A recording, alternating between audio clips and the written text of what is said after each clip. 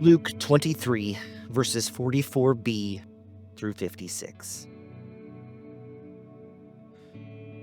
Darkness came over the whole land until 3 in the afternoon, while the sun's light failed and the curtain of the temple was torn in two. Then Jesus, crying out with a loud voice, said, "Father, into your hands I commend my spirit."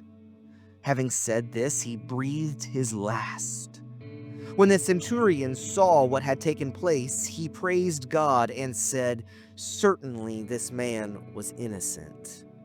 When all the crowds who had gathered there for this spectacle saw what had taken place, they returned home, beating their breasts. But all his acquaintances, including the women who had followed him from Galilee, stood at a distance, watching these things. Now there was a good and righteous man named Joseph, who, though a member of the council, had not agreed to their plan and action. He came from the Jewish town of Arimathea, and he was waiting expectantly for the kingdom of God.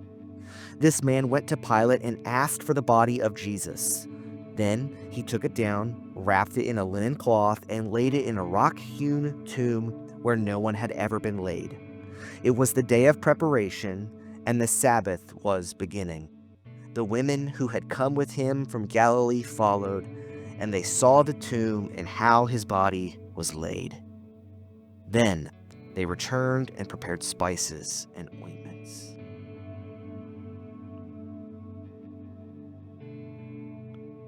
It's incredible to me how long Jesus is alive on the cross. 6 hours or so it takes him to die.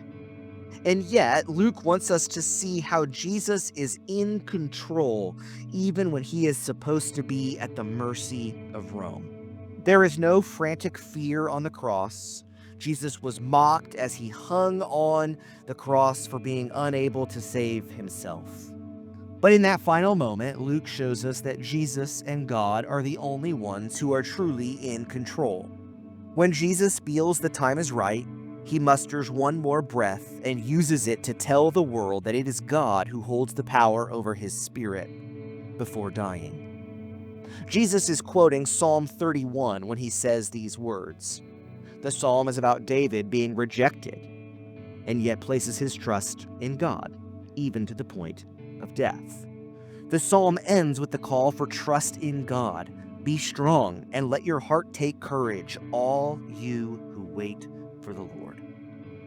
As we sit unsure of why God does things the way they happen and what God has for us, we can do so boldly because Jesus chose not to save himself. Instead, he gave up his spirit on our behalf in order to set us free from the things which hold us back.